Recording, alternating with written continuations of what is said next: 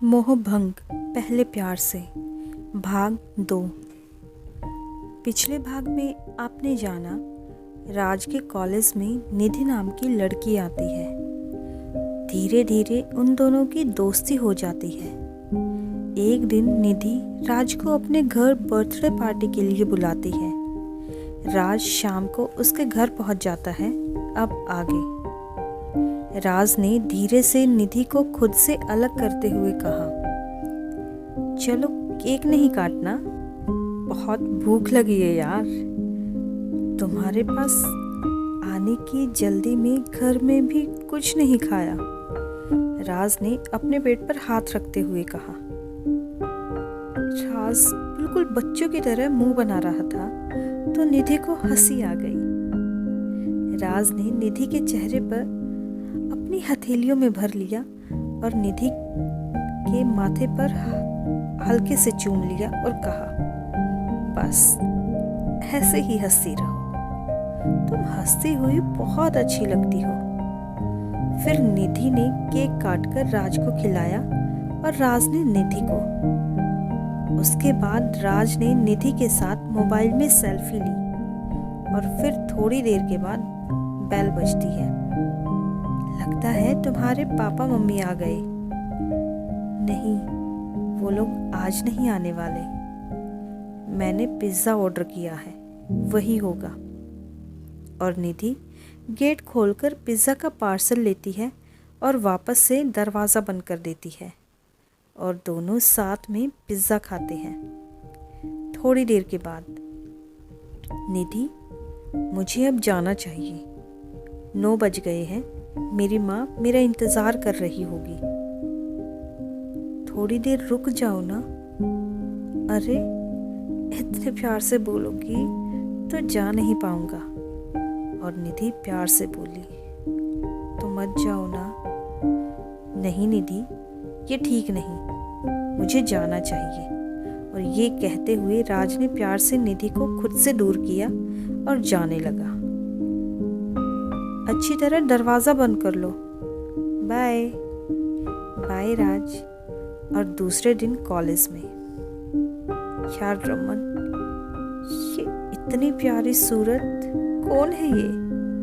भाई, ये first year की स्टूडेंट है निधि।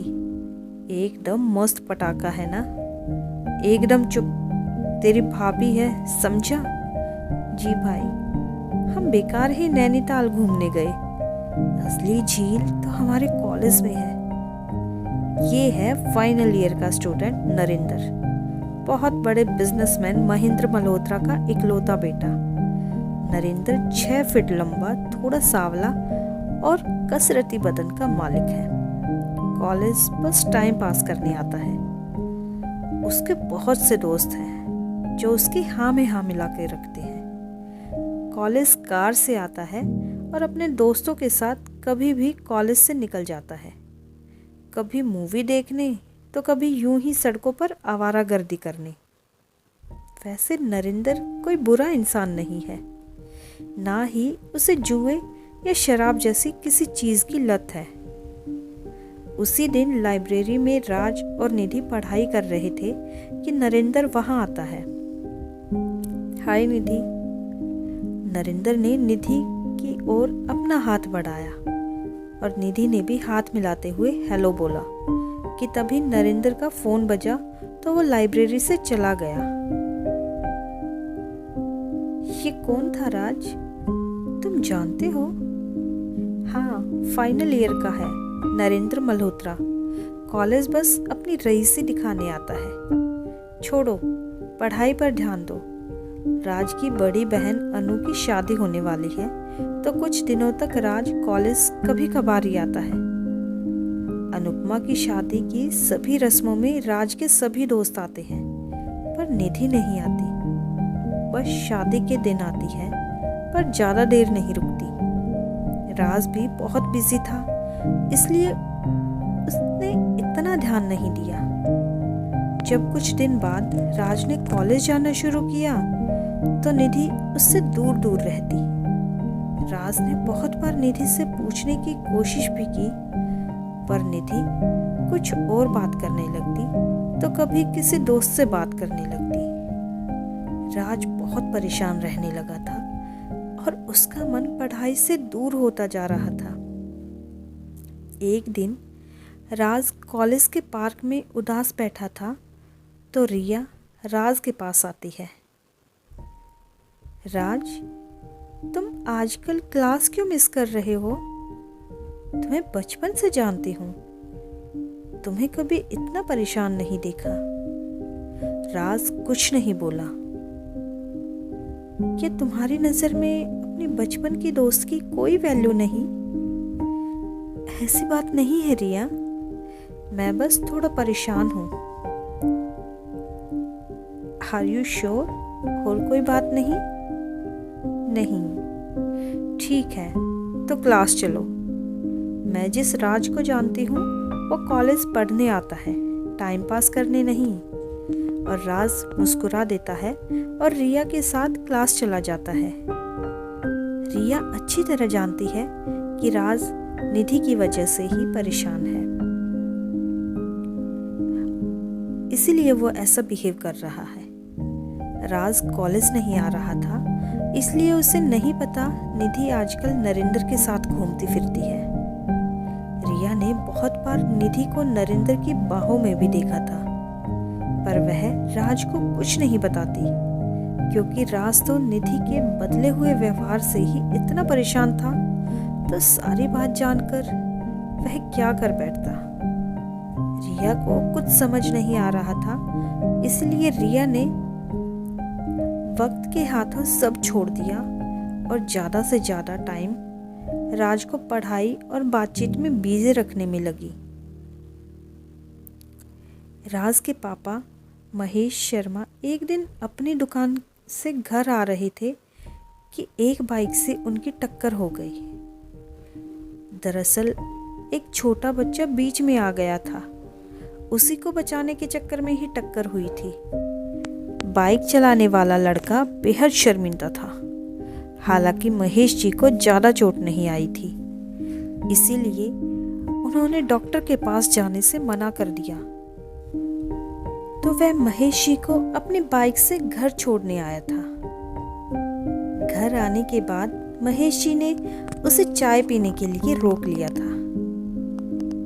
बेटा, तुम्हारा नाम क्या है? जी, दीपक। अच्छा, करते क्या हो? जी, बैंक में क्लर्क हूँ। और चाय पीने के बाद दीपक जाने के लिए खड़ा हो गया। अंकल, मैं चलता हूँ, घर में मेरी छोटी बहन अकेली है। और जाते वक्त दीपक ने महेश जी को हाथ जोड़कर प्रणाम किया। और कुछ दिनों बाद कॉलेज में राज, हमारे कॉलेज में डिबेट होने जा रहा है। हाँ, तो इसमें कौन सी नई बात है? वो तो हमेशा होता है। हाँ, पर इस बार जीतने वाले को 10,000 रुपए का इनाम मिलने वाला है। और राज कुछ सोचता है और खुश हो जाता है। 4 दिन बाद डिबेट होने वाला था, तो राज संबंधित टॉपिक की तैयारी शुरू कर देता है। और जैसा कि राज हमेशा जीतता आ रहा है, वैसे ही इस बार भी जीता। राज के दोस्त उसे ट्रीट की मांग करने लगे, तो राज सबको कैंटीन ले गया और कोल्ड ड्रिंक और समोसे खिलाए। शाम में राज ने निधि को फ़ोन किया। आज निधि ने एक बार में ही फ़ोन उठा लिया। हेलो निधि, तुम आज कॉलेज नहीं आई? बस ऐसे ही, मन नहीं किया। अच्छा, मुझे बधाई तो दो, मैं डिबेट जीत गया। वाह, कॉन्ग्रेचुलेशंस। तो आज तुम्हें होटल सनलाइट आना है, मेरी तरफ से ट्रीट है। शाम 6 बजे। ठीक है, शाम 6 बजे। और राज होटल सनलाइट में अपनी बुक्ड सीट पर बैठा निधि का इंतजार कर रहा था। आधे घंटे बाद निधि आती है। निधि ने लाल रंग की डिजाइनर साड़ी पहनी थी और बेहद खूबसूरत लग रही थी। राज आगे बढ़कर उसका हाथ पकड़कर टेबल तक लाता है। क्या राज निधि को प्रपोज करेगा? और निधि कैसा रिएक्ट करेगी? क्या वह उसे एक्सेप्ट करेगी? जानने के लिए देखिए कहानी का अगला भाग।